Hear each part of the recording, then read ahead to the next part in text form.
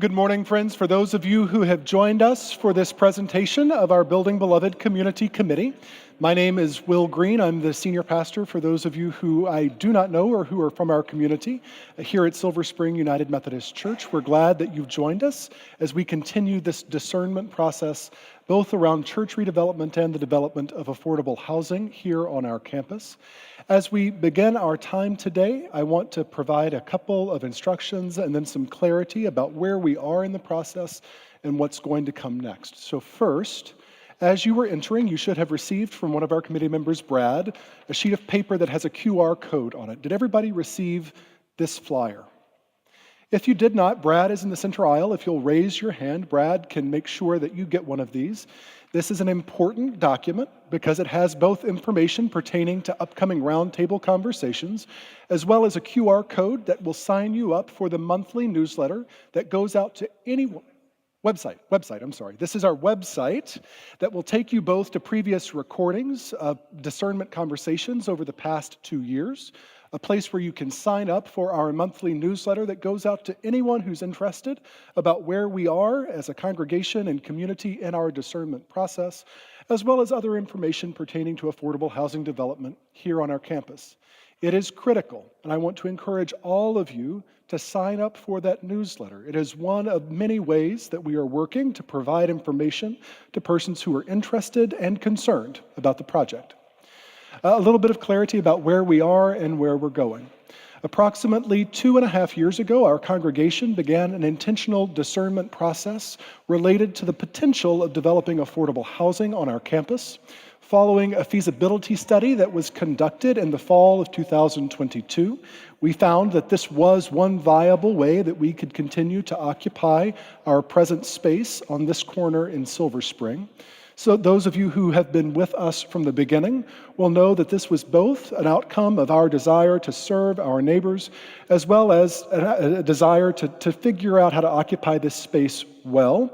Our building is in need of approximately, in 2022, it was between $9.5 and $19 million, depending upon which builder you spoke with, of work and renovation pertaining to asbestos abatement, HVAC, and electrical and plumbing issues, among a myriad of other things. As you all know, costs have gone up. I don't have the figures for what that would be today, but you can imagine it's astronomical. So that we found at the end of that discernment phase that the congregation was willing to engage in further conversation about development and made the intentional decision to form a building committee and began the work in earnest. Approximately a year ago, we identified development partners at Enterprise Community Development, Winsec and Associates, and NFP, all of whom are nonprofit or nonprofit-related builders and architects. Together we began a process of figuring out what our spaces might look like.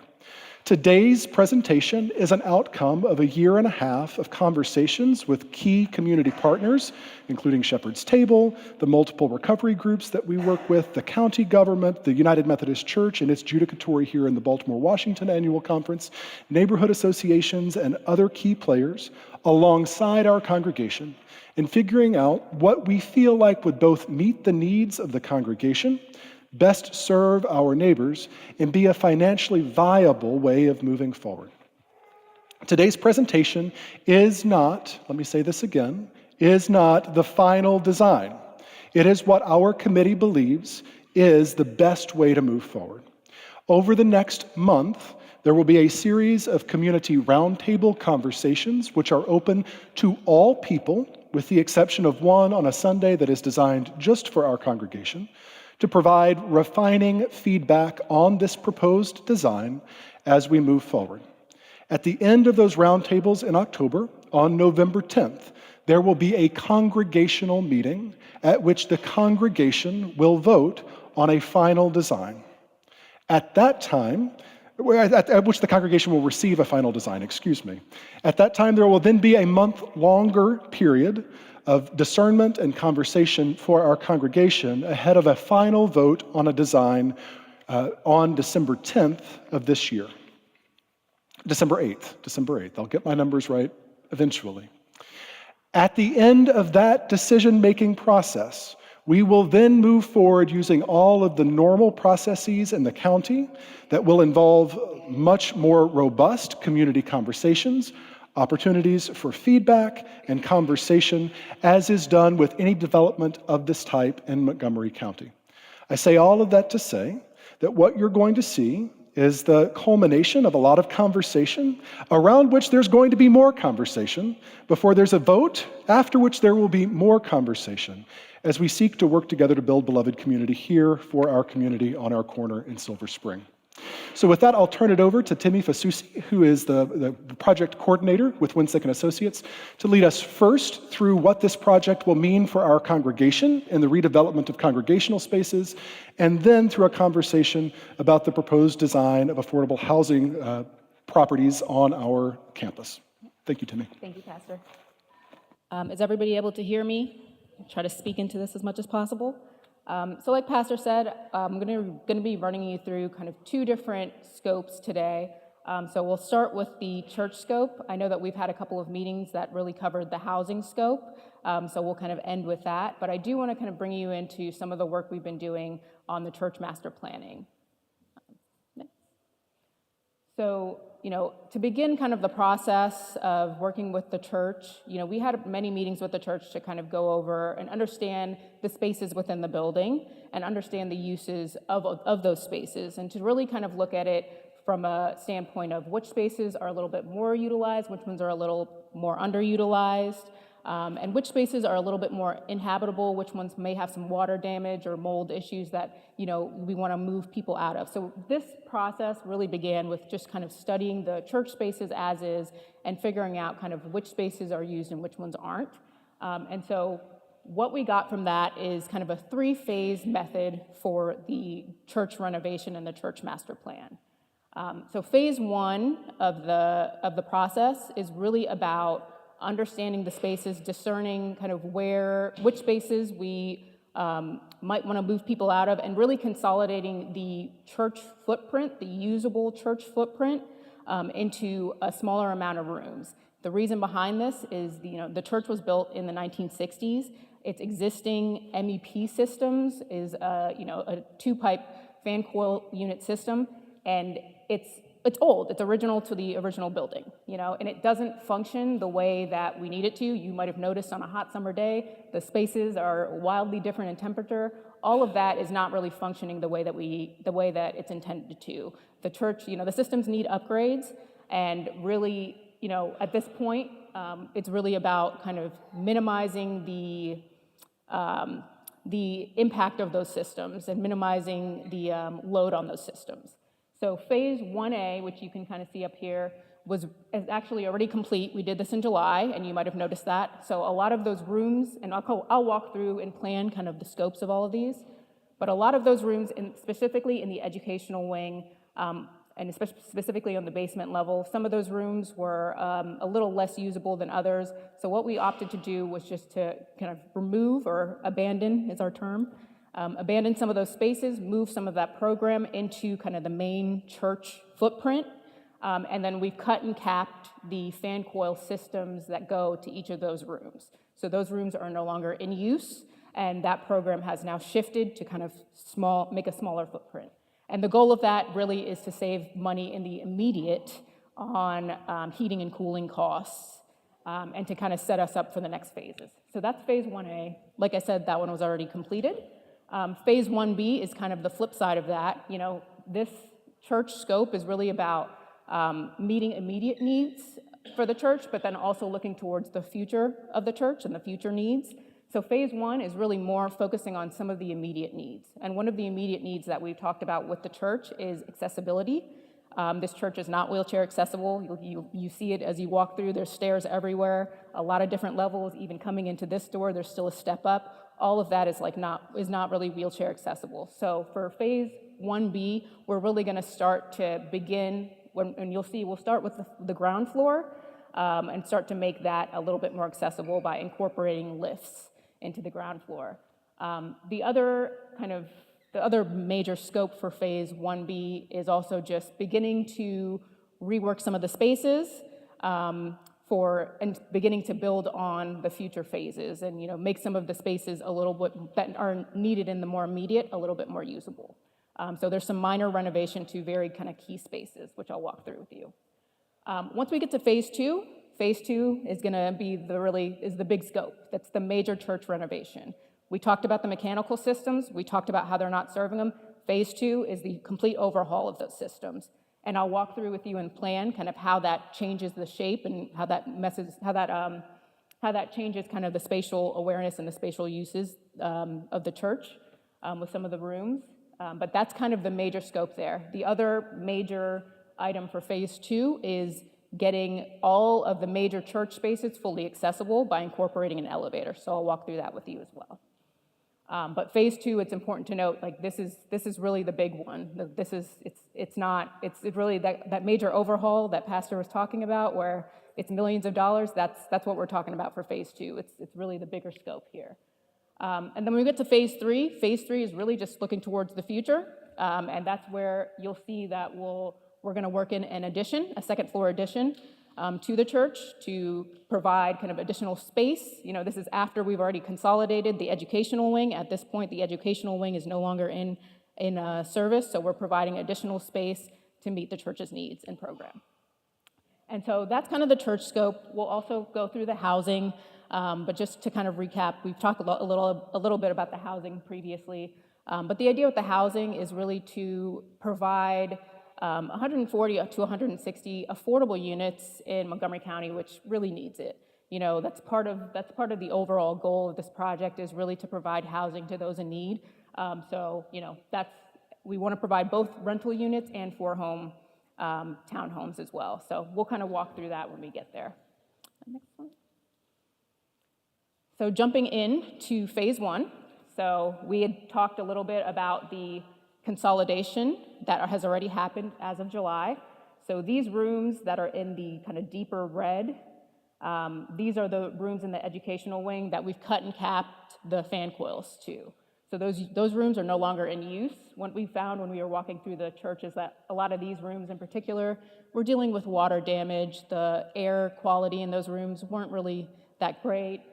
There's a lot of moisture in those rooms. So, we thought it would be better to just kind of cut and cap and then consolidate the footprint. So you can see kind of the usable footprint of the church is already kind of consolidated into this area here.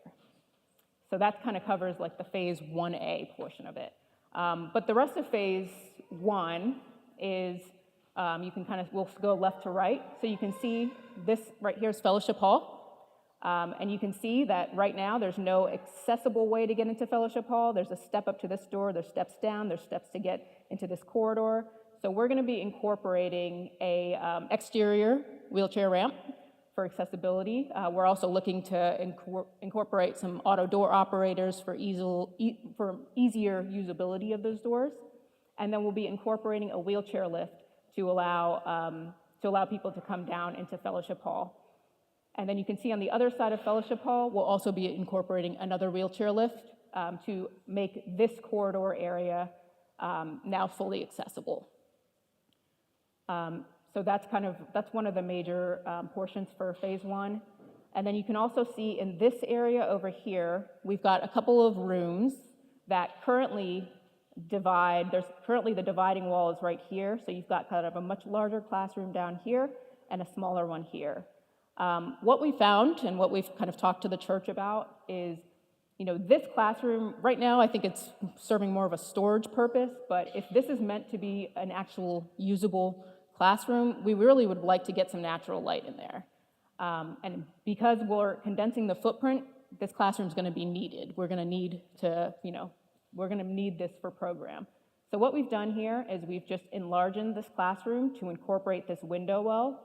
And then we've just adjusted the kind of division of those rooms. So you'll see as we go to the next phases, but this is meant to be kind of the first building block of the overall master plan.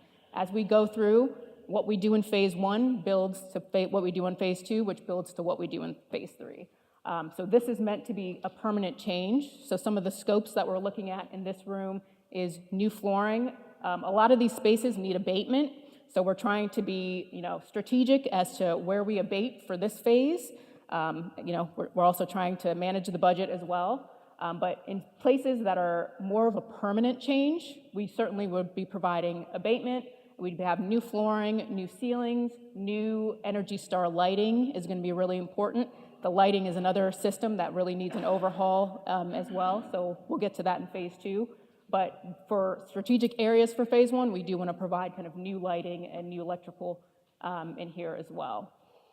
And then the last portion on the ground floor for phase 1, you can see we have these 2 rooms. So these 2 rooms kind of serve programs that got lost when we consolidated. So these are kind of like so programs will kind of move into these 2 rooms.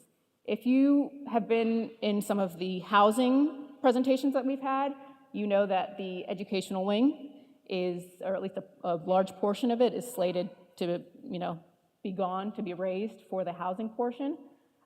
So for these 2 rooms, we're really looking at how we can address the needs now with kind of minimal scope changes. These rooms do need abatement, but instead of doing a full abatement, because we know these rooms potentially will be gone, we're looking at encapsulation methods. So whether it's dropping a ceiling to encapsulate the asbestos ceiling, or whether it's just painting the ceiling to encapsulate, we're looking at kind of lower impact encapsulation methods rather than a full abatement of those spaces. But these are also looking at, new flooring and then some adjustments to the ceiling and the lighting as well.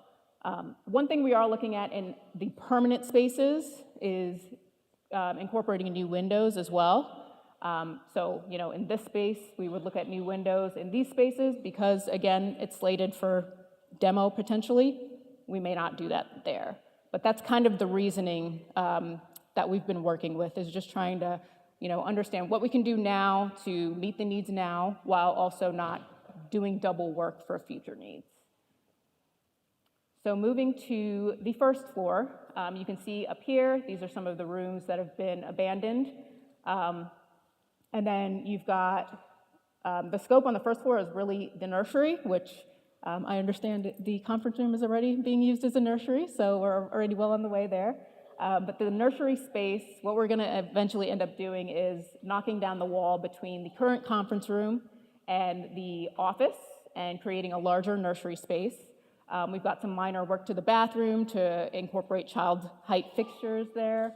But you can kind of see conceptually what this nursery space, what this new space is going to look like.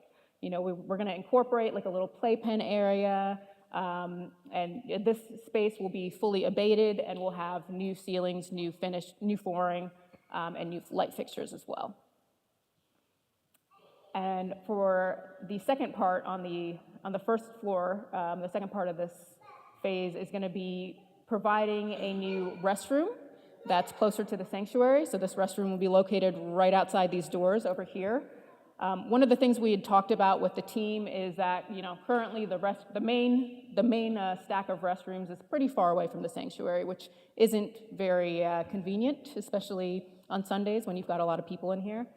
So one of the things that was really important to the team was that we provide a restroom, a fully kind of service restroom that's a little bit closer. So this will be an all-gendered restroom, and I think we'll have about 5 new stalls, if I'm not mistaken.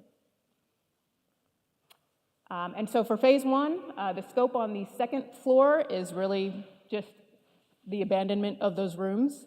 I think we talked about it a little bit, but any uses from the second floor have now moved down to the first floor or to the basement level, and those spaces really aren't in use.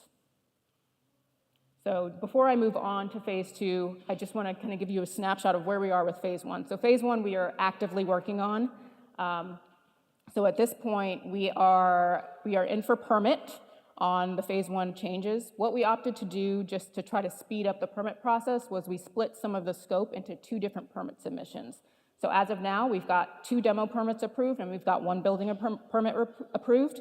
And then the next building permit is, we've been kind of working with the county on comments. So we estimate that should be approved pretty quickly.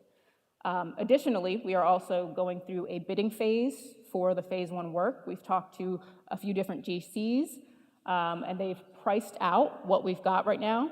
I think in our initial pricing estimates, we were looking to do this work for, I want to say around 400,000 or so, somewhere in that range.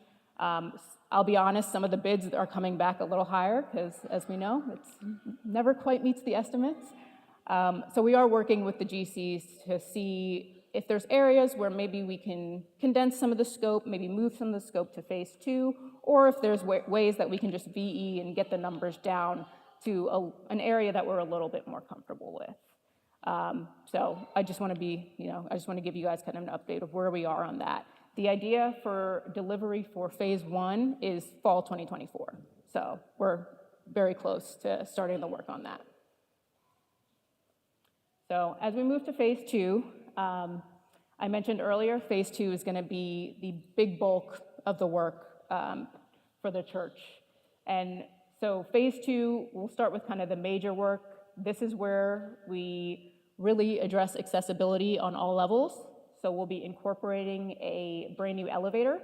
And this elevator, you can see from this 3D, is kind of going to be in that portico area. And we looked at a couple of different locations for the elevator. We looked at maybe putting it over here, but we do think that this location, from a lack of disturbance of the existing function of the church, really works out really well, and it ends up being really nicely centrally located. You'll see once we get to the first floor where it kind of lets out, and it just, we think that this location is really the best one that we could find.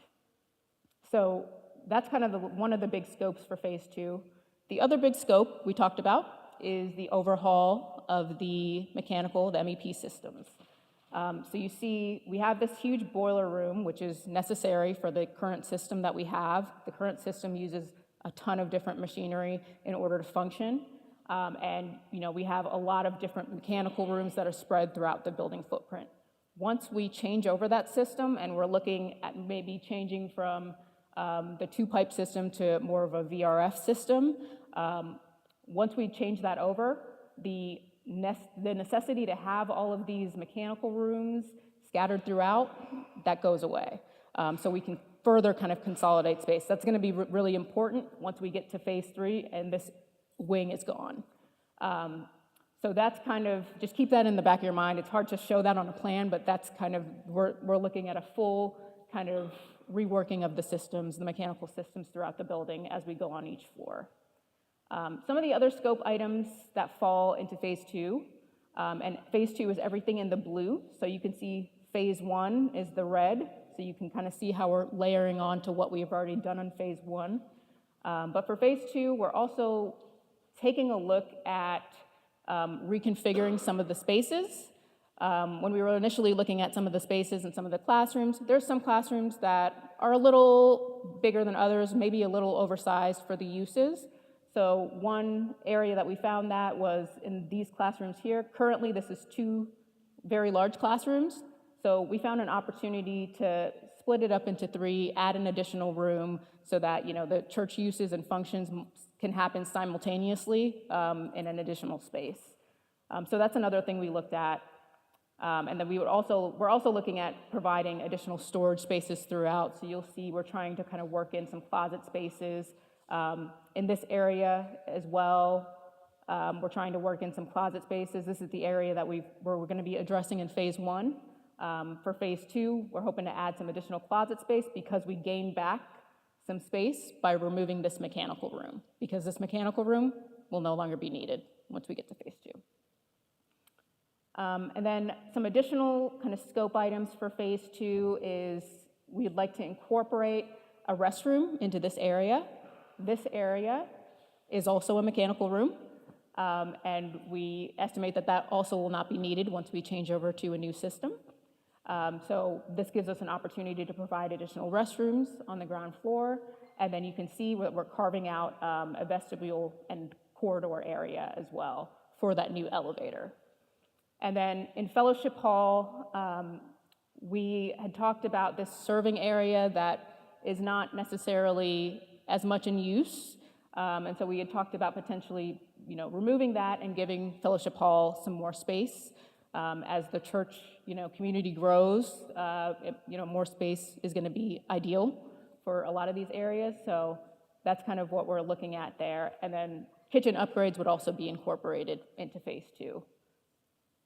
And then one other item we didn't talk about is, as we're looking at spatial reconfiguration and where we can recapture space to use, we also took a look at the stage. The stage, it's my understanding, is not really in use as much. So you can see here that we're looking at either using temporary or permanent partitions to partition off of that stage area and provide kind of a usable space there with some additional storage. So on the first floor, you can see the previous phase work that's on here, and you can see the elevator that we're going to incorporate on phase 2, where it lands, and this lands very nicely in this open vestibule area. So we really liked that aspect of it. A lot of, some of the work that I haven't highlighted on here that would also happen in phase 2 is kind of a larger regrading of the area around the church to make this step that's currently here, make that go away, make this a fully accessible entrance. So the elevator would kind of be worked in with all of that, with all of those changes as well.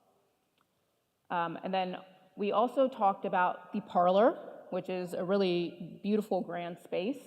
And some of the changes we were looking at here were really just incorporating a kitchenette for, just to give you a little bit more flexibility for functions in that space. And then we also were looking at this area right here to see if we needed to, if we could provide additional restrooms potentially, or just use it for additional storage. And so as we get to the second floor for phase 2, you can see we have our elevator that now comes up to the second floor. The second floor currently is not accessible at all. You've got to traverse a stairway in order to get up to Pastor Will's office. So that's one of the things that we wanted to address in this phase.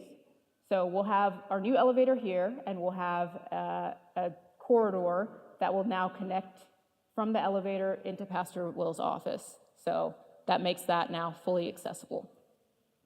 And then in order to get the balcony to be accessible, we'll be incorporating an additional wheelchair lift. So this will be the third lift in the overall kind of scope of work. And then you can see at this point, the educational wing has been abandoned, so there's no kind of scope over there. But phase 2 is really about kind of getting the church is really the first step of looking towards the future and getting the church to function in the way that we need it to, and meeting the accessibility needs, meeting some of the goals, the larger goals that the church has. And so once we get to phase 3, you can see phase 3 at this point, the educational wing would have been raised. One important note to mention is overall timeline. So we talked about the timeline for the phase 1 work. The timeline for the phase 2 work, I think we were looking at like fall 2026 for delivery for that. And that would be happening concurrently with the housing. So those two scopes would be happening, somewhat simultaneously. And so by the time we get to phase 3, the housing would already kind of be in place here, and that would have already been raised. And a lot of the major interior church work would have been done. So you can see on the basement plan, no scope for phase 3. Once we get to the first floor, some of the scope work that we're looking at is just maybe reconfiguring some of the spaces on the admin wing. And I'll kind of show you once we get to the second floor why that's kind of in the scope.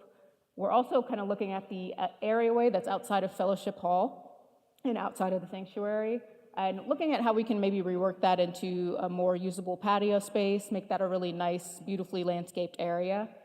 So that's one of the things we're looking at for this phase.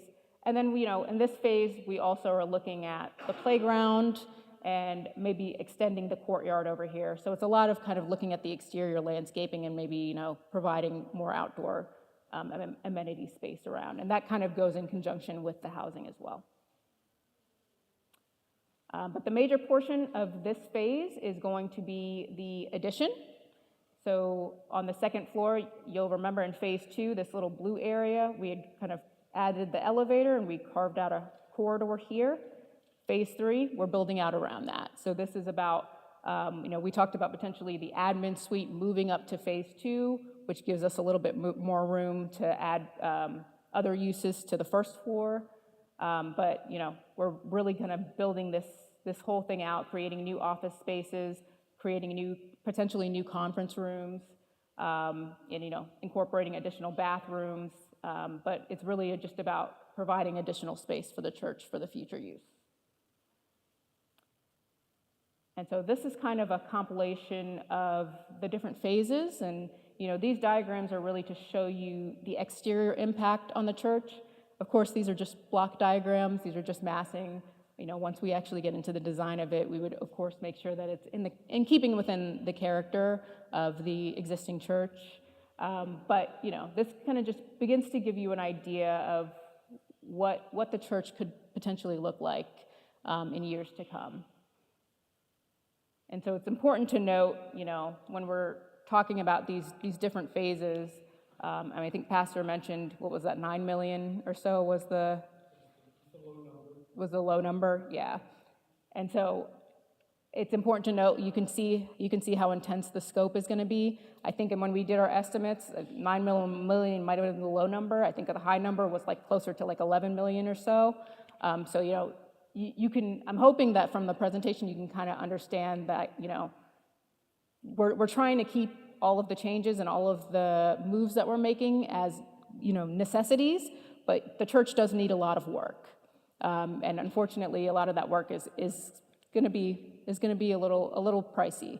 But I think we're hoping that once this work is done, the church will function in the way that it really is meant to.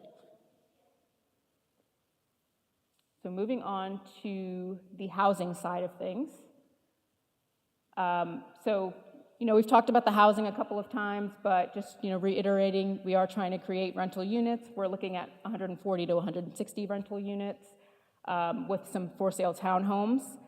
So we'll kind of walk through the concept that we shared if you were with us on July. We'll kind of walk through that again just for anybody who wasn't here, and talk to you about some of the conversations that have been happening since then around some of the church spaces and around some of the interplay between the housing and the church as well. But goal-wise, we do want to make sure that we're providing ample parking on site. We don't want to hinder the vehicular or negatively impact the vehicular kind of traffic around the site for the neighbors and for the community. But we also want to make sure that we're looking towards the future and providing kind of a transit-oriented development as well. The goal is really to have an interconnected building, an interconnected community between both the church and the housing portion. We don't want there to feel like there's any type of separation or a wall between the two. It's really meant to be a really interconnected community. So as we walk through the plans, I'll kind of explain that a little bit more. But in order to get to these concepts, we've had a series of community meetings. We've gotten a lot of really great feedback from all of you that has really helped inform our design. So I do want to walk you through our design process a little bit to let you know kind of how that was informed as well. But really, that's one of our key design principles, is using the feedback that we've gotten from all of you and incorporating that into our design. So we can go to the next one.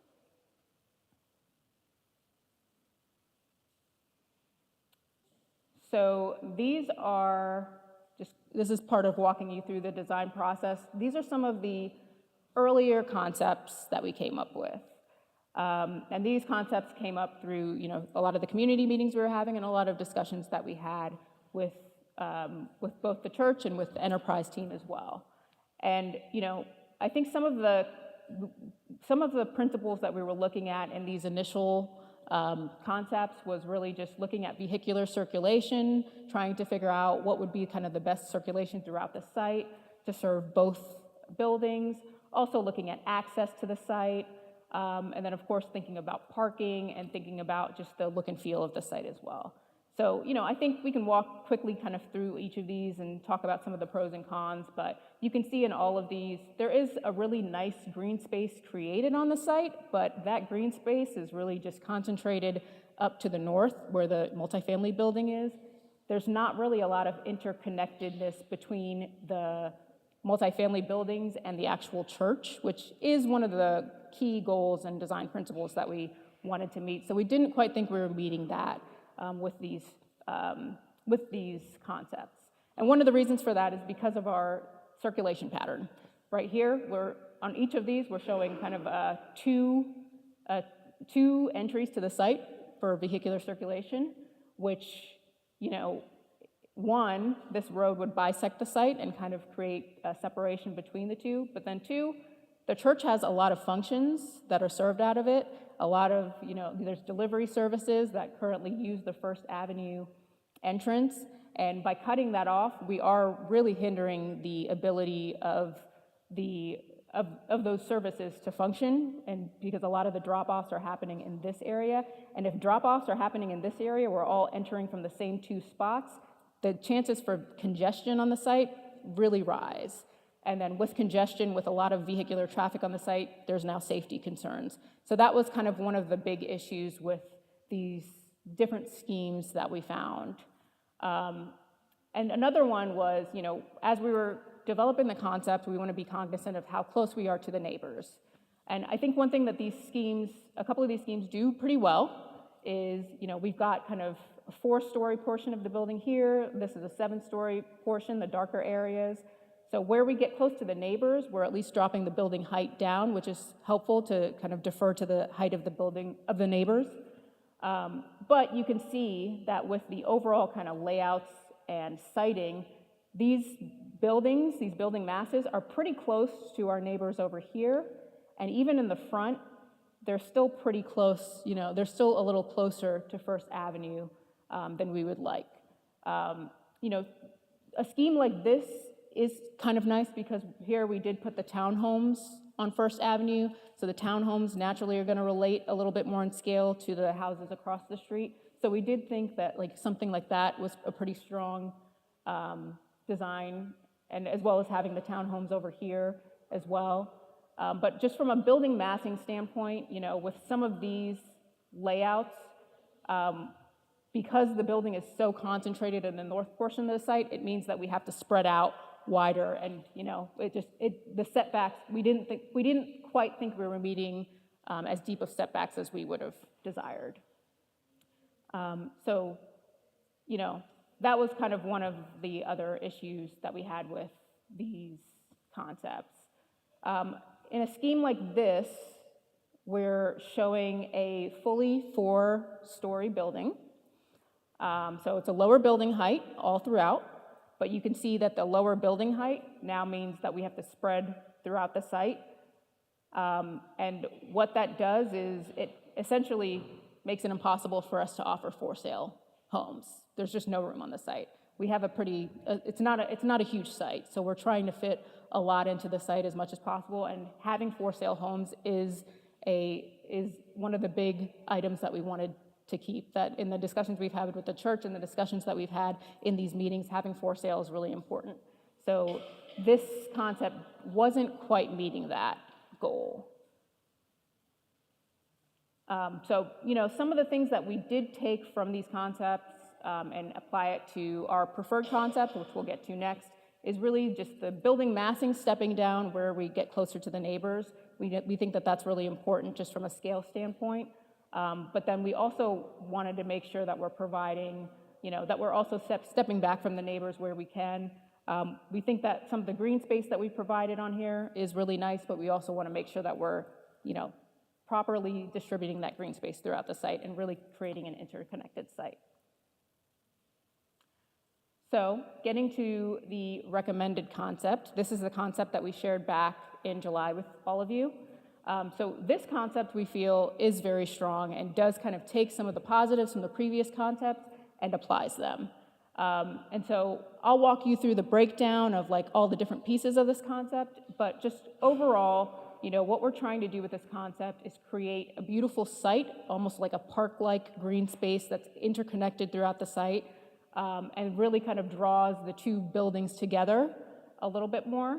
We're trying to provide kind of adequate setbacks from our neighbors, and using the building massing, we're trying to tier the building up as it gets, so that the density is a little bit more concentrated in the center, and as we get closer to the roads and to the neighbors, the building scale drops down because we want to make sure we're not overpowering our neighbors.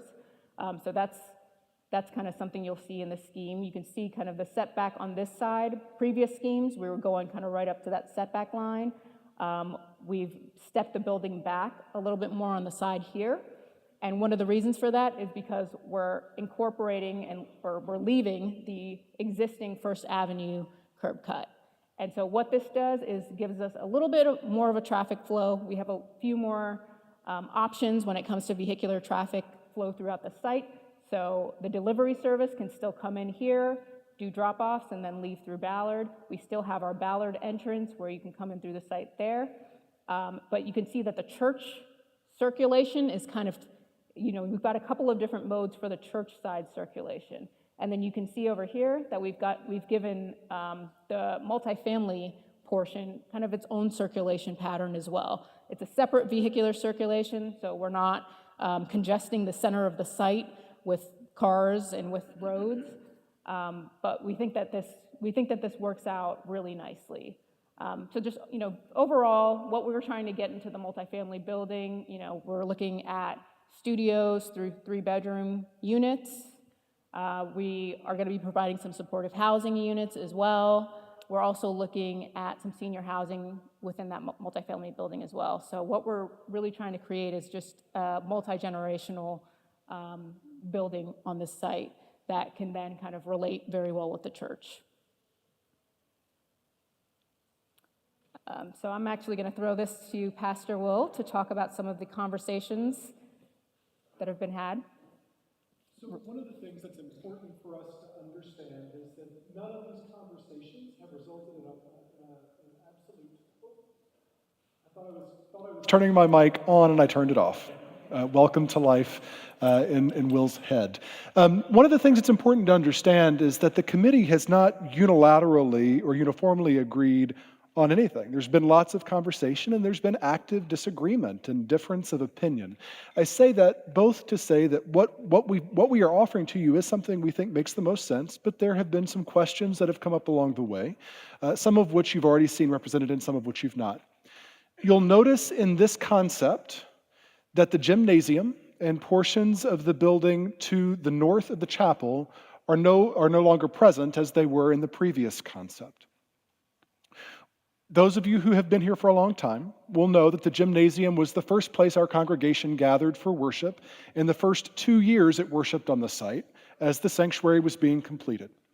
We are sensitive to the fact that there were weddings and funerals that occurred in that space for members who still worship here. We're sensitive to the fact that neighbors had children who played in that gymnasium from Woodside Childcare, and the Boy Scouts and the Girl Scouts use it regularly, and our youth group uses it regularly. And the committee could not come to an absolute consensus on whether or not it made sense to maintain the gymnasium or not. This plan shows the church without the gymnasium, in the understanding that to renovate the gym alone will take about $2 million on top of the already anticipated $11 million expenditure required for the phases that you've already seen. And understanding that the cost for heating and cooling a space like that in our current reality adds thousands and thousands and thousands of dollars to our annual utility bills. So you'll see two plans here. We're going to continue in our roundtable discussions, figuring out what we feel like is the best fit as a congregation. So as Pastor Will said, this concept is just showing one potential of what's possible if the gym is raised. So you'll see in this plan we're raising the gym, and we're also raising a portion of the building that currently houses the library space or the Mac repair shop. But you can also see from this plan what that does to the site. If you don't mind going back one, Brad. Oh, okay, sure. So one thing I want to highlight, and we'll highlight it as we talk through the circulation, this plan, as much as we like it, one thing it doesn't quite give you is, when we're looking at pedestrian circulation, is direct access to the other side of the site. Because we're trying to fit a lot into the site. With the connection of these two buildings, you would have to go through the building in order to reach the other side of the site, or walk around. You can go to the next one. This plan, with removing those volumes and providing a separation between the two, this does create a little bit easier of a pedestrian circulation throughout the site, which we think is really nice. And what it also does is create a beautiful central courtyard potentially, where the uses of the building, of the multifamily building, and of the church building, we imagine this to be a really nice gathering space, a really nice kind of central gathering space on the site. And it serves to really connect some of these green areas really nicely. This, and I guess one other thing that we are potentially looking at, if we remove the gym, and we don't know, we still have to study exactly how much of an impact removing the gym can have on the actual multifamily building footprint, but there is potential, and you can kind of see us start to look at that now. There is a potential to also extend some of the multifamily building footprint and give us a little bit more usable square footage. So, whether that actually ends up being additional units or whether that just ends up being additional amenity space that then can kind of bleed into the central courtyard area, we're not sure yet. We're still kind of looking at that, but that's just another kind of possibility of removing the gym and removing that kind of major volume from the space. So these are kind of the two concepts that we're kind of looking at. So as we kind of go down and break down like our thinking and how we got to these concepts, we'll be kind of showing you the either or. Continue. So as we kind of develop the concept, we're kind of breaking it down. The concept is going to incorporate parking. The parking is going to have to be below the building because we just don't have enough room on the site to have the building and the parking all surface. However, it is important to us that we maintain some surface parking. So we have parking spots over here that will be retained. You can see some parking spots over here as well. And then we'll have some parking spots down here that'll be retained for surface parking. But a majority of the parking is going to happen in the garage. We talked a little bit about the circulation pattern of this design and how it lends to kind of two separate circulation patterns. So on the left side in the blue, you can kind of see the church circulation pattern that kind of lends itself really nicely to having a couple of different entrances. So on the busier days, on Sundays, when we've got a lot of people coming into the property, there's two different exits and entrances that can be used. And then the housing kind of retains its own separate circulation pattern within the garage space. So this plan right now is showing the connected version of the concept. So you can kind of see from the garage, you would be able to reach into the gym. If the gym goes away, this would be a little bit adjusted for that. But really, what we're trying to do here is, we're trying to be cognizant of the parking needs. We know that the church has major parking needs, and we know that the congregation of the church is going to be ever growing, so we want to make sure we're providing enough parking to not kind of hinder the functions of the church, kind of similar to the circulation pattern. And we also, on the flip side, want to make sure we're providing parking to address the new housing building that's going to be there, because we don't want to negatively impact the amount of street parking that's happening and the amount of traffic that's happening on the neighboring streets. But we also do want, we want to be mindful that the more parking we have, the more underground parking we have, the more expensive the project's going to be. So we are trying to balance a lot of those goals, and that's where thinking of this as a little bit more of a transit-oriented development, knowing that we have the Purple Line that's going to be a half-mile away and very walkable from the church, knowing that we have the Metro that's a little over a half-mile away. We have bus lines on Georgia Avenue. That's where we're trying to kind of balance all of those as we're designing the parking garage and understanding the parking, how much parking we can get on here. We're also just actively looking into the parking footprint and seeing if we can expand that as allowed by zoning to try to get a little bit more spaces in there as well. One thing I didn't mention on the previous slide for parking is that we are incorporating these curb cuts on First Avenue to provide some additional spots that are out of the way of traffic to help kind of alleviate some of the need of the actual garage as well. Getting into circulation, and we talked about this a little bit, but this is just a diagrammatic breakdown of how the circulation works out. So, with this concept, we do maintain our access point on First Avenue. So that's we have both ingress and egress from there, and then we maintain our access points from Ballard Street. So we've got our ingress and then our egress from Ballard Street over here. That doesn't change from what we currently have. And then this Georgia Avenue inlet would serve the housing function. We would make sure that this is both an ingress and an egress. So we would adjust the curb cut to make sure that that works. But we would essentially have our kind of 2 or 3 different circulation patterns on the site with that. And then you can kind of see with the concept that we presented on July, you can see how that pedestrian circulation works throughout the site. You can see that there's not much of a connection right there because we have a building there.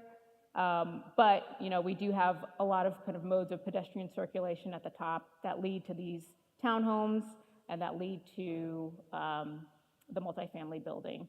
And we would have a pedestrian pathway that kind of goes from First Avenue around the housing and to the church as well.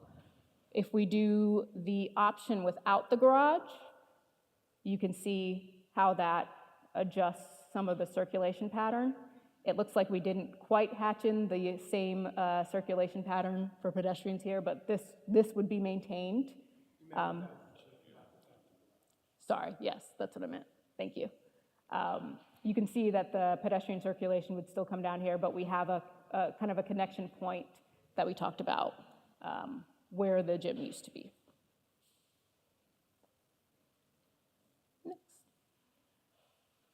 When we talk about site design, we talked about that a little bit, but overall, we do want to create a really nice park-like space. So looking at, and we wanted to incorporate deeper setbacks than we had in our original design. So looking at some of the setbacks, so these volumes here are all going to be the for-sale townhomes. This is also for-sale townhomes. These are 2/2 for-sale townhomes, but you can see the multifamily building is actually going to start back here. So from the setback line down back to like the actual beginning of the multifamily building, we've got about 70 feet. So this building really doesn't start building in height until it's a decent amount away from the neighbors, and that was really important to us when we were controlling the massing of the building. And then you can see we're setting back more than the 30 feet that we were in the previous iterations of this to allow some space for these neighbors to breathe before they hit the multifamily building as well. And then you can see just from a site design standpoint, we've worked in some play areas, and we have our circulation pathway that kind of connects play areas that are more in the housing side of the site to the larger play area at the church side of the site. These are some of the changes we talked about in the church reno portion, I think on phase 3, where we would begin to incorporate a larger courtyard space in front of the church, and then we would be reworking that areaway to create additional green space. So, the idea is really to pump up the amount of green space that we have on the site and really to, create a really interconnected community using that. Along with this, stormwater management is something that's going to be really important on the site, and the more green space that you have, the more opportunities you have for stormwater management, which is very important on a site like this. So, we'll also be kind of working that into the site as well. And you can see up here the difference without the gym. It gives us a little bit more site it gives us our, pedestrian connection, but then it also offers a nice area for specific programming. So like, if there's outdoor programs or, outdoor workout classes, having a nice large open space like this, allows you to have a little bit different of amenities than what we have in this version. Next one. And also continuing with the site, in the front area here, just due to the grading, we have a very large kind of grading difference as you move throughout the site. And so these areas actually end up being, you can kind of see these pathways have stairs on them. These areas actually can end up being these really nice sunken courtyards. So these are the areas kind of next to the condo and in front of the multifamily building. But this is kind of an inspiration image of what we're envisioning those as, where we do have these kind of sunken courtyard areas that can be really nicely landscaped and prescribed for different uses. And then just from an overall safety and security standpoint, we talked a little bit about safety when we were talking about the circulation and minimizing the amount of vehicular circulation in the center of the site. But just from a security standpoint, typically with any new buildings that we do, you're gonna have cameras both inside and outside of the building. So there'll be surveillance around the site. We're gonna have a lot of site lighting to make sure that all the spaces are well lit. As we're designing this, we'll make sure there's not like any alleyway type of spaces that create kind of dark crevices. We don't want any of that. And so that's another thing to point out when we remove the gym, there's the potential for building out the multifamily building is there, but we also want to make sure that the gap between the two feels open, it feels grand, it feels safe, it doesn't feel claustrophobic, because we're not in the middle of DC. That's not what we're going for, Next one. So this slide talks about the building massing. And so these masses in the front here, so these are those townhomes. So those will be about 2.5 stories tall, so they're pretty low-lying in height, and we intentionally put those closest to First Avenue to relate to the neighbors a little bit more. Once you step back, once the multifamily building starts, we step up to 4 stories, which we'll see when we get to some of the other perspectives, but the 4-story volume really ends up relating, because of the grading change and the grading difference, the 4-story volume really ends up relating to the heights of the houses across First Avenue. So again, we're trying to just relate to the neighbors from a building height perspective. And then we step up to 6 stories, which creates kind of these nice little terraced areas. And then you can see that we're concentrating the highest point of the building in the middle of the site to keep it away from the neighbors on both sides, and just to kind of, centralize some of the density. And you can kind of see from this view is taken from Georgia Avenue. So you can see the relation of the building height to the church. And because of the grading change, you can kind of see the slope up here. You can see how much of the building is actually hidden when you're driving along Georgia Avenue. The grade really does work with us in this case. And, it's, when you look at the height of the steeple compared to the height of the building, it doesn't read as big as it might look on plan or look in here. And when we talk about amenities throughout the site, we're going to provide some playground areas because of the overall form of the multifamily building, where it ends up creating these nice little pockets for patios and for potential rooftop gardens or rooftop, amenity spaces. If we keep the gym, then we have an indoor amenity space that can be used amongst both the housing and the church. If we remove the gym, then we have a really beautiful outdoor amenity space that could be created for use for both as well. We are going to create a playground, a larger playground closer to the church. That's for everyone's use on the site. And then we talked a little bit about making a larger courtyard area and then using that area away to create kind of like a nice sunken patio area. But overall, like the idea is really to scatter the amenities throughout the site. We want churchgoers to traverse the site and go up to the portion of the site where the housing is and vice versa. It's really meant to offer opportunities for kind of mixed, for the uses to mingle. We want to make sure it's not like siloed on one side or the other, which is what was happening in some of those previous options that we did. And so this slide is really talking about sustainability and some of the sustainability goals that we're trying to meet for the project. The first goal that we want to meet is just to have a lot of landscaping, a lot of beautiful landscaping, a lot of trees for shading. So we've scattered that throughout the site.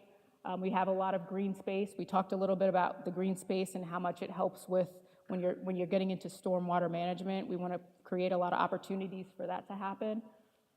We also envision, utilizing green roofs on both the multifamily building and also on the condo roofs. That can also potentially help with stormwater management, but they also just help in general with the overall and help us meet some of the goals of the overall sustainability of the project. Solar panels would also be utilized. We're showing it on the housing portion, but it's also an option for the church reno as well when we do that second floor addition. We'd be utilizing things like permeable paving. So if we were to go with this option where we have a lot more paving shown, things like permeable paving can also help with stormwater management, but then they also just help with drainage on the site as well. And the site already has a lot of drainage issues. We have a lot of leakage issues going on. So anything we can do to help alleviate that, we're trying to do with our design. There'll be opportunities for EV charging for cars, both on the surface parking and then also within the garage parking.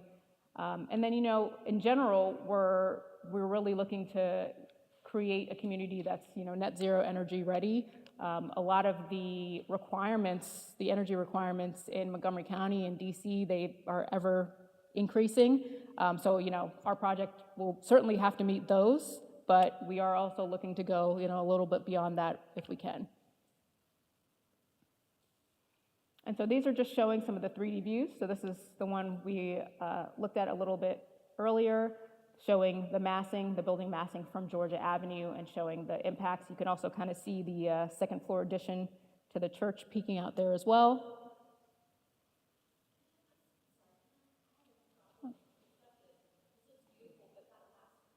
Uh-huh.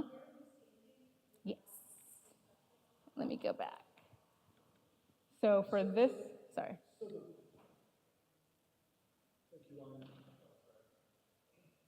So the question we just got was what the perspective was for this. I want to invite us as we're asking questions to make sure we raise our hand and ask for a microphone so that those online can hear us as well as people in the space. So where we're standing in this perspective is this is on Georgia Avenue. So we're standing, this is like that front entrance to the church over there. And so we're standing kind of further down Georgia Avenue. So if you can see on this perspective, this little arrow is giving you an idea of where you're standing and looking. Does that, yes. Please forgive me if I'm dunce here, but so is that the existing church or is Yes. that, okay, that's just the existing Yeah. sanctuary. All right, good. Yeah. Just without the windows and all that. I Yeah, just no thought something else was being built or added there. Okay, Oh, thank no problem. you. No problem. And so this perspective, this is also from Georgia Avenue. This is looking from the opposite side of the perspective we just looked at. So this is if you're coming down Georgia Avenue or moving south on Georgia Avenue. And so this is these neighboring townhomes here. And you can see the grade sloping down as you go down Georgia. And you can see just when you're driving on Georgia, you can kind of see how much, because of the grading again, how much of that building is actually visible. It really doesn't look as big as you initially think.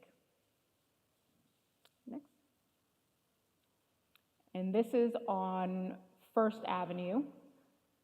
So this is, if we're basically looking this way on First Avenue. And so here you can kind of see the building form stepping back as we get closer, or stepping down as we get closer to First Avenue. And from this perspective, you can kind of see those portions that we talked about. So these areas, these two lower height portions are the condos. Those are the 2.5-story condos that we talked about. And then this is the beginning of the multifamily building where it steps up to 4 stories.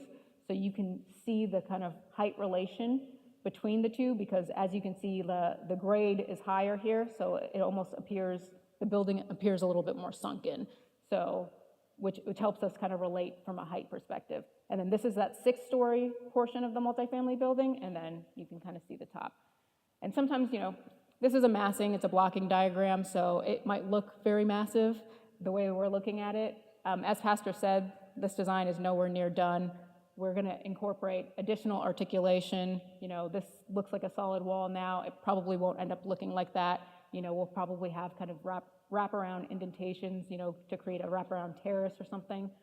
There's things we can do to make it feel a little less solid, but this is kind of the view of what I presented to you earlier. And then in the background, you can kind of see the second floor of the church and the elevator volume. And then this is another look on First Avenue. So this is looking in the opposite direction, so looking down that way. And you can see the kind of 2.5-story portions of the building, how it relates to the houses across the street.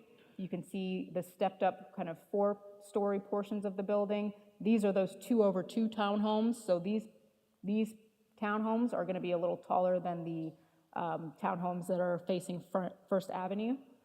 But you can begin to see kind of the 4-story portion and its relation to the neighboring houses, and then you can kind of see how the building massing steps up as well. And so that's pretty much the presentation. I just want to note, as Pastor said, we are looking for your feedback on all of this. They're going to have the roundtable discussions, so this slide just kind of shows you when those are. And then we do have our formal concept presentation in November. So, yes. Second, we're headed that direction, so thank you for asking. So you've seen this presentation. Here's what we're going to do next. Today is not the time to provide feedback on this. That's going to be what the roundtables are for.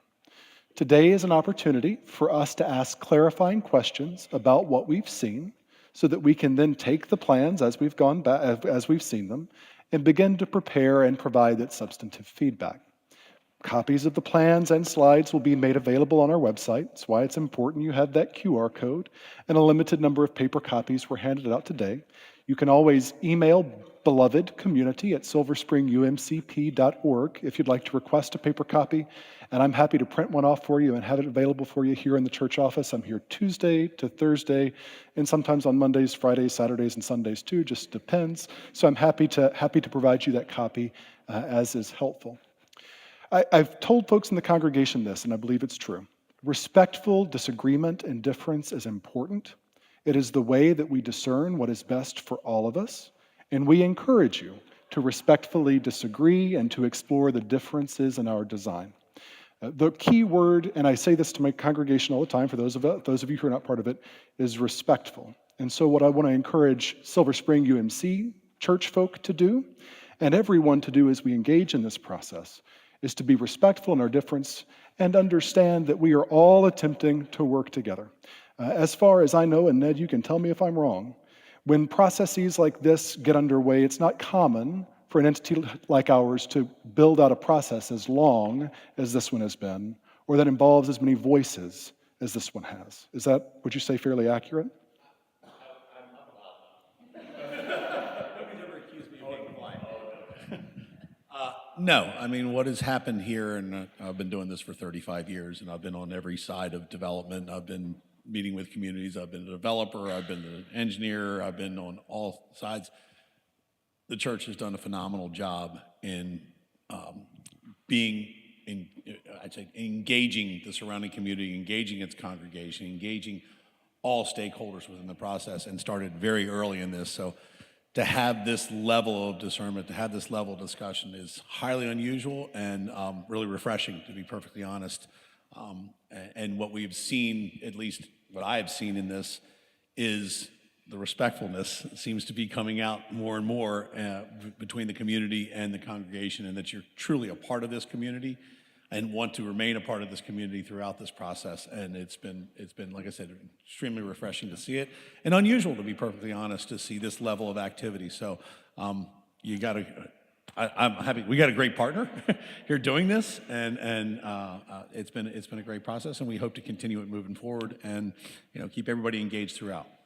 And here's why I lift that up, because we hope that this will set a precedent for how future development of affordable housing occurs in Silver Spring and beyond. It is part of our charter as a committee that this project have exponential impact that informs the way that conversations like this happen not just in our county, but in our country, because we all know that housing is something that we should all be concerned with. There are no NIMBYs or YIMBYs here. We're working together to build beloved community. So if you have questions that will help you clarify the design that's been presented, Allison and Kyle both have microphones, and they're happy to have you speak. Please share your name or your first name, just so that we can be respectful in calling you by your name as questions are being answered. Hey, thank you. My name is Barbara Sosnick, and I live in Woodside, just a few blocks from here. I've lived here for 32 years. And I have many questions, but obviously I'm not going to ask all of them now. But the two questions I would ask now is, one, is there any empirical data that the developers or the church has gotten to show empirically what the desires of the people in Woodside? And so I'm not really talking about, feedback. I'm talking about, have there been any polls? I've been to a number of different meetings, not just in my community, where there's differences of opinion, but a fair amount of objection. So the question also with regard to that is, will the church go ahead with its development plan over the objection, if there's an objection of the majority of the residents in Woodside? And I would actually say Woodside, because Woodside is what's going to be more directly impacted. And then the second question is whether or not the developers and the church are aware of the really significant parking issues that occur on First Avenue further up between Highland and Wilson for 30 days of Ramadan for overflow from the mosque, and several other days a month where residents who live on First probably can't park in the street over there, as well as people on Highland. And so to the extent that there won't be 140 parking spaces at this proposal, or maybe even more, how is it, has it been considered? And I just can't imagine that there won't be significant overflow of parking from this development onto First and other residential streets in Woodside. Thank you. Let's take the second question first. So yes, I'm quite familiar with our friends at the Imam Center and some of the challenges that come with the celebration of their high holy days, as well as with our friends over at Woodside Synagogue and the challenges that they face with parking and the issue with the hawk signal. We provide parking at no cost both to Woodside Synagogue and the Imam Center upon request for their high holy days. Parking has been a major concern for us, and one of the ongoing conversations that we are having, by the grace of God, I would say, is that as we grow, we will begin to make plans to divvy out programming so that it happens over a longer period of time, so that there are less parking challenges. We will net almost the same number of parking spots that we have for our current congregation in this new development. And we already rent the DHHS slot next door for overflow parking for our high holy days so that we don't have impact on the neighbors. So yes, we're thinking about that. We're also mindful that in affordable housing developments, particularly with such a transit-oriented site, that the number of persons who will need parking will be lesser People sometimes forget that the reason that parking is a problem for folks living in affordable housing developments is that the majority of them are happening farther away from transit centers, and people who need affordable housing have to drive to get to their jobs, often located in places like downtown Silver Spring. To the first question, and I'm going to look to my friend and colleague Bill Scanlon, who is a neighbor, but is also the co-chair of our building committee, to fill in anything that I might have missed. At the end of the day, the congregation has to make its decision first. We have invited you to be a part of this discernment process with us to help us affirm and figure out, not affirm, but discern how we will go about this. But at the end of the day, the decision rests with the congregation. And I can tell you that there are a variety of opinions within our congregation about what to do and how to do it. Our desire is to be respectful and good neighbors, while also maintaining our presence and ministry here on this corner, where we've been since 1963, and in downtown Silver Spring, where we've been since 1825. In order to do that, we have to make some critical decisions about the financial feasibility of maintaining our current physical footprint and the costs that it will take to do so in ways that fulfill our commitments to caring for the earth, providing accessible spaces for all people to use our building, and creating space that builds, as we've been saying, beloved community. There is no way, unless one of you out there is hiding a bag of gold under your pew, that we have the funds or the checkbooks sitting in our pews on Sunday morning to raise $19 million. As I've shared before, we will face a moment in the next 5 to 10 years where we will no longer be able to occupy this building from a financial perspective or from a safety perspective because of the age of the mechanical, electrical, and plumbing systems. At that point, the congregation will have to make a decision about what to do, no matter how big we grow. And it will likely involve vacating this site, as some of our friends from Christ Congregational have already done. Christ Congregational made the conscious decision to sell their building for some of the very same reasons that we are here today. It will mean that we likely have to leave the neighborhood completely, because there's nowhere to build a church like this here. And it will likely mean that our denomination, who owns the property, we don't own the property, our denomination does, will sell the property as is mandated by our Book of Discipline for the highest value possible to be reinvested in future ministries of the United Methodist Church. It's what we did with our site where the Aldi is now. It's what we did with our site where the Arrive Tower is now. Those are all things going into consideration here, Barbara. So I hope that provides some clarity, but ultimately the congregation has to make the decision first. So I'll just add in, I'm Bill Scanlon, the co-chair of the building committee and also a neighbor at 8816 First Avenue.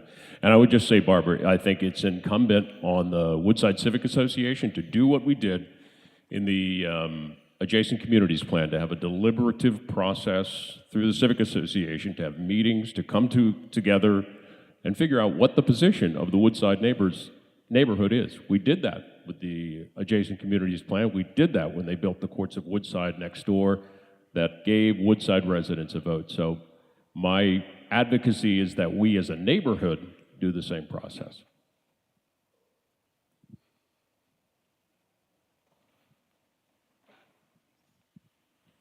My question was about... Sorry, could you share your name, please? Elaine. My question is about the gym, not gym thing. Whenever you talk about taking the gym away, you also talk about taking away the library and the area below the library, which would be also where the old choir room was, and the thrift shop. They're all that area beyond the chapel. And that's all area I thought we were going to be using, because we need them for classroom space and meeting space. And do you have to get rid of all that stuff to get rid of the gym? Is it necessary to get rid of the library and that whole wing? So the classroom space, the old choir room, all of that work that's being done in phase one, that's all going to stay. That's part of the future master plan of the building. So those rooms would stay. The rooms we're talking about getting rid of are the library space that you mentioned, and we did look at potentially keeping the library space So like these spaces here, these spaces we'd be keeping. We're really looking at getting rid of this space along with the gym. So it's just these two spaces. And we did look at potentially keeping this when we were looking at the no gym option, but what that does is it kind of creates an annexed space.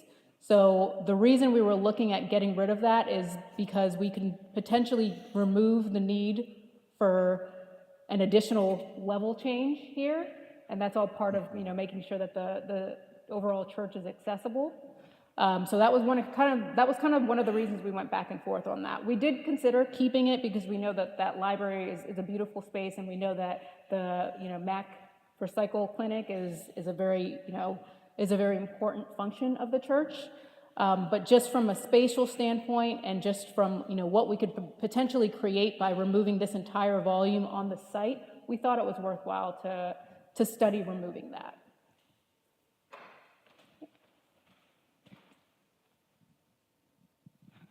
Hi, I'm Kim, and I also wanted to ask about the parking. I live at First and Highland, so I get the Imam Center blocking my driveway with some frequency, although they really do work hard not to do that.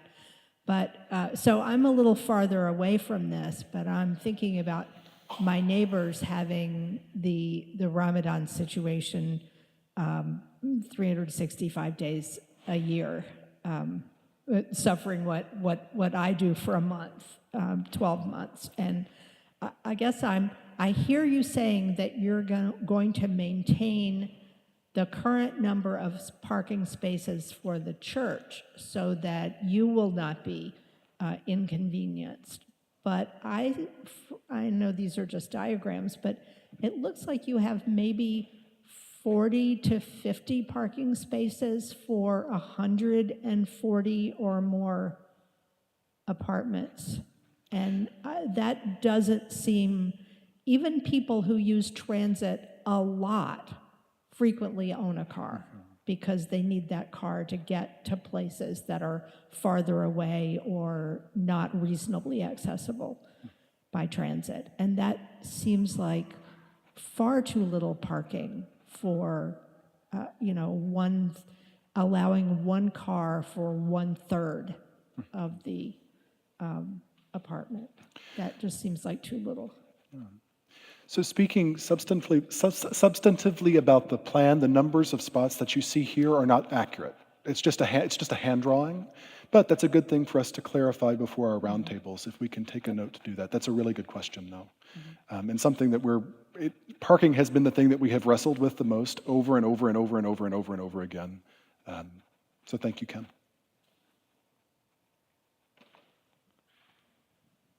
Hello. Can you hear me? Oh, good. We got you. So weird when you're talking to your own voice. Dave Souders, I live on 2nd Avenue.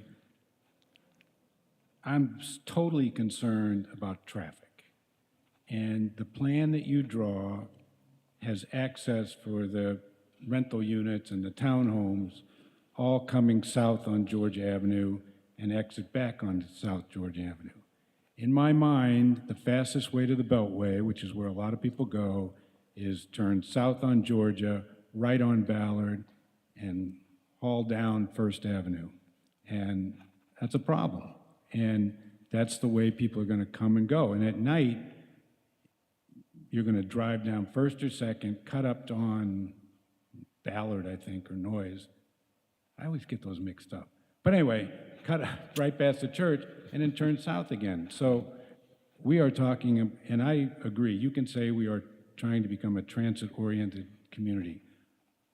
I would love to be there, but we're not there. And we're not going to be there in 10 or 15 years, quite honestly. So it's just a major concern, and I know you can't answer this now, but that's the thing, is you're worried about traffic in your site, which you should be, and I think you've addressed a lot of those issues.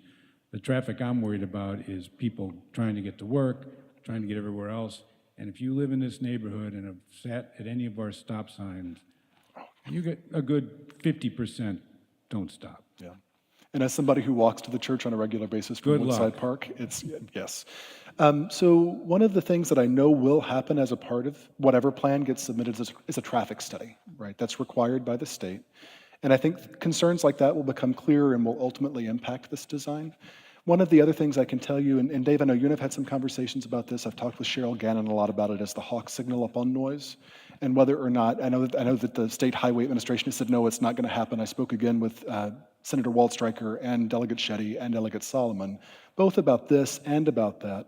And I think the potential for actually putting a light in there is something that's emerging. That's something I know that Senator Waldstreicher in particular is pushing for, that might allow us to change the traffic here as well. So just to say, I know that there are things that are in the works that might impact all that, but don't have an answer. It's a good thing to ask about. Hi, my name's Anna. I was just curious about Spring Knolls. Is the plan for them to move elsewhere? I know you guys had talked to them. I'm just curious. So at this point, I think the answer is probably yes, but not necessarily yes. And some of that's going to depend upon what subsidies or grants might be available for creating early childhood education spaces within a future development. It's a pretty packed site, and our primary goal is going to be to use the spaces that we're creating for the work that the church is doing, because we're now doing stuff every day of the week. But there's some opportunity, if they would want to stay. Hi, Sarah. I'm getting slightly confused by the different terms for the homes to own. And so I'm just curious, at any of those models or any of them, do you have any targeting for like a number that will be physically accessible? So no steps in the home, as I know it is very hard to find a home that's physically accessible for us disabled folks. I know that at least in some of the conversations that we've had, the goal is to monetize our parsonage over in Woodside Park as a part of the project for the church, and to have parsonages some of those homes be parsonages. The conference requires those be physically accessible, so that will be a concern that gets taken into consideration.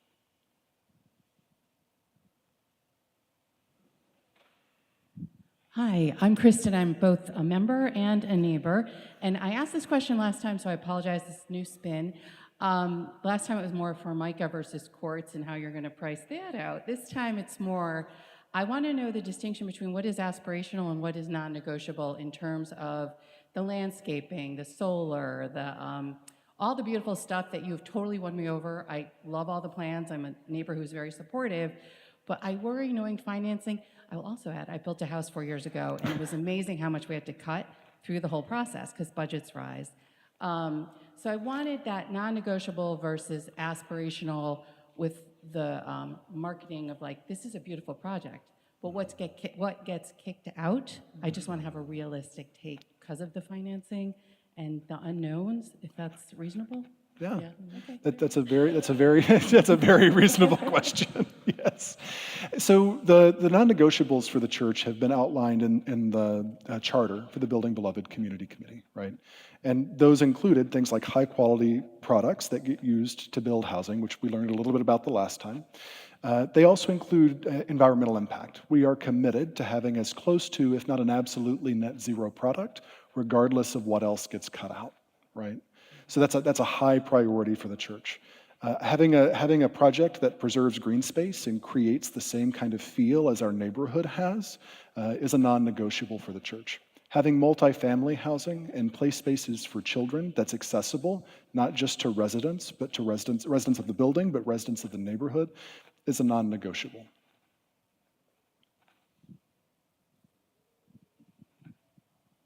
Hi, Ben.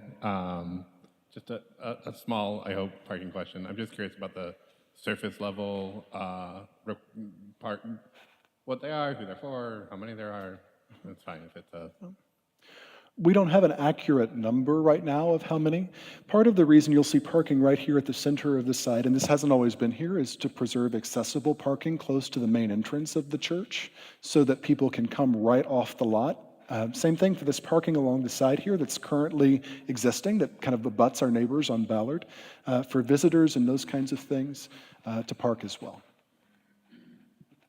And I will go ahead. I'm Natalie. My question is about the parsonage house that's right here. So obviously, these plans have that being removed, but at what stage is that getting removed? And will there be a replacement? Is that in one of the townhouses? I know, Will, you mentioned that potentially your parsonage as well might be, there might be different plans for that too.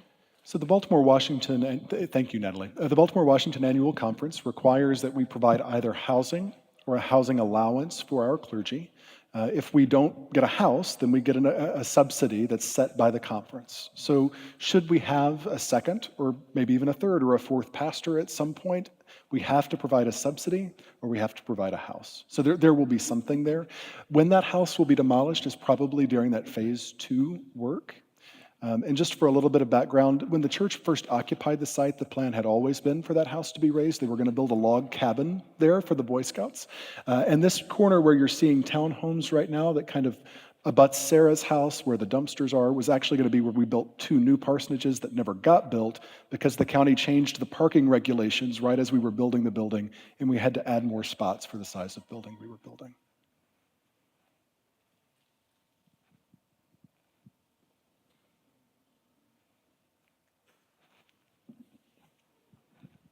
Hi. I'm assuming that there has not been a detailed environmental impact study and traffic study done. You can correct me if I'm wrong about that. But to the extent that there will be such a study, I mean, it seems to me, I mean, I'm not an expert in this, but that having multifamily housing of 140 units or more, almost by definition, well, it certainly increases density and increases traffic, and to the extent that it increases the carbon footprint and has a negative impact on the environment, I'm not sure I understand why it would be non-negotiable for the church to be taking the position that it's non-negotiable in terms of multifamily housing if it winds up that it does impact the environment negatively. So a couple of things, Barbara, that might be helpful to understand about our current building is that the HVAC systems, as an example, are original to the 1963-65 construction. Our boilers consume between 12 and 15 times as much gas as a modern boiler would. Right now, the majority of our 3.25 acre lot is primarily paved. It's hard surfaces, causes lots of water impact, causes water pollution. This plan significantly reduces the amount of paved surface and creates even more green space on roofs, which make what would otherwise be impermeable flat surfaces better for water management and maintenance. By upgrading our electrical systems and our plumbing systems, we'll reduce the use of water that the current building uses. We use between 15 and 30,000 gallons of water a month here. Because of the kind of mechanical systems that we have, that will go away as well. So regardless of exactly what the design looks like, the overall impact that our current facility has on the site will be significantly reduced. You can do that without multifamily housing. We, and all those renovations to the church without, and have townhouses instead of and not have, it's the density and the increased traffic that I'm concerned about. So I would encourage you to bring those concerns to one of the roundtables and lift those up. That's really what those are designed to do. Today's conversation is just about getting clarity about this plan. So now that you've seen it, please, please, please sign up for one of those roundtables and share those concerns. You are accurate in that there has not been an environmental study or a traffic study done yet because we're not yet there in the process. What has to happen before those things can happen is that we have to arrive at a proposed design that then goes to the county, who will then conduct those studies. Those will also include school studies to determine impact on schools like Woodland and others, as well as a variety of other things that will tell us what's actually feasible. But before we can do that, we have to have a design.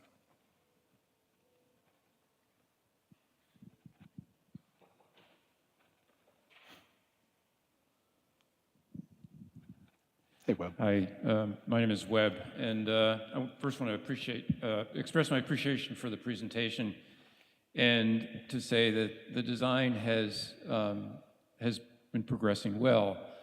I do want to say that, well, I have a couple questions. One is what the anticipated rezoning category would be, what the FAR will be, and related to both of those, to rezone this property from R60, which is what it is, to one of the higher density categories, you do have to provide quality open space. And with all due respect to the design effort, I feel like the architect in this project is in an impossible situation because whatever direction they're being given on the size that you need and the density that you need is excessive for the site, not for other reasons that have been spoken to, but to meet the requirements of the rezoning.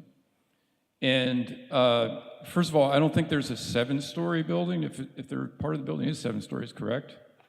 Yes. Yeah, so there's no 7-story buildings between downtown Silver Spring, and the Fenwick is 6 stories, and the Atwell is 6 stories facing this direction and 7 on the other side. There's none in Forest Glen, and there are 2 pretty good projects that have approved, including an HOC project with a lot of affordable housing, and another project that was just recently approved, which is the Forest Glen Medical Center project, which is 5 stories, which is catty corner to the metro. It's actually 5 and 6, but so it's catty corner. It has a direct access to the metro station. So it's very, very much a transit, dependent and associated project. So I feel like you're suggesting a 7-story building where there is none for, and I mean, you go on to, there's none others up to Wheaton, basically, to the Wheaton Metro Rail Station. So I think you're trying to do too much, and I appreciate what you're trying to do, but I think you're in a size range that is going to cause a lot of problems in getting approvals, not just with the community, but with the county. So, thanks. I appreciate the feedback. To answer your question about rezoning and what might happen, we have 2 paths forward. One is a conditional use application that we qualify for here on this site. The second is a rezoning. We actively are working with a land use attorney who is providing us guidance on the best path forward. And will be very informative and influential in ultimately determining what we are able to do on this site. I don't have specific answers for you at this time about the FAR or those kinds of things. But we are in the process of discerning what path forward makes the most sense and what design makes the most sense within that path forward that we choose. That's where we kind of are in the process right now.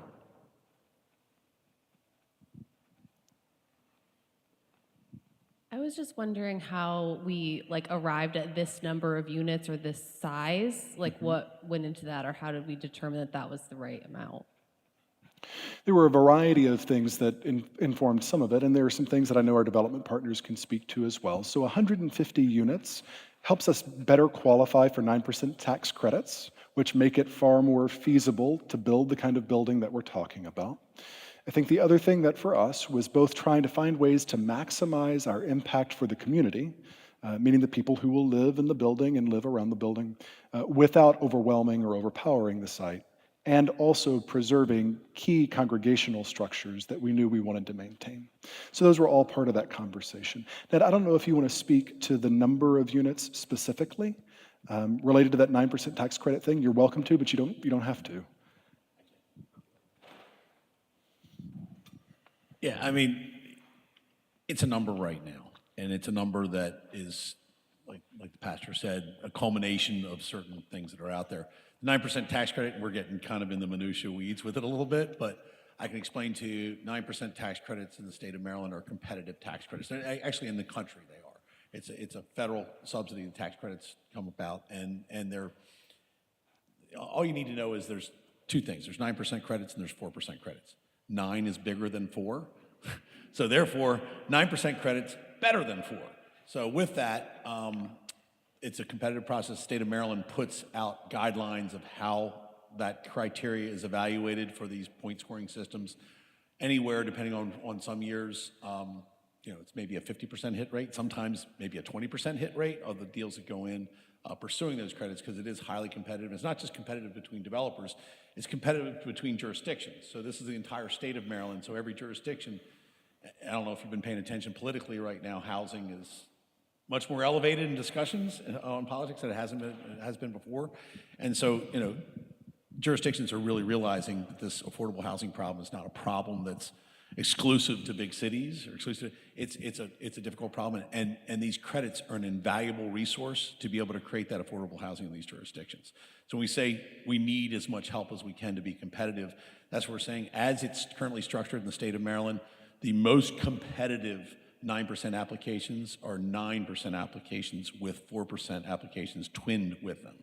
That's the way the state of Maryland, the last 4 years, or more than 4 years, because it used to be one a year. It used to be one every 8 months when I first started 17 years ago. Now it's like one every 18 months. But the last few rounds that have been in the state of Maryland, the majority of the projects that have gotten 9% funding have been twinned. And that twinning starts at generally about 120 units where you can qualify for points, and the maximum points you can get is at 150. So hence, that's a number that's aspirational that we look to try to achieve. It's not an absolute necessity, but if you want to tap into that resource, which is a very invaluable resource to get this housing done, you want to consider every point that you can possibly get. The one other thing that I can throw in there that's helpful for folks to understand is how this impacts church finances, right? So when we do whatever we do, however it winds up, at closing, we'll ground lease the land that the project sits on. There is an upfront ground lease payment that will be calculated based on a certain amount of money per door to help us capitalize on some of the value of the ground that we're leasing, right? The hope is that we'll land at closing, once, if and when the project goes to close, at around $5 million, right? That's not the $11 million we need. And so there's a variety of other work that goes into figuring out, okay, how do we maximize the value of that ground lease on that per door value, and then also use that to find other funding to renovate the church building. It is likely that we will be able to raise between $2 and $2.5 million in a capital campaign at some point in the next 5 years, right? That's feasible. And that would allow us to do some of this other work that you saw in the church renovation plans.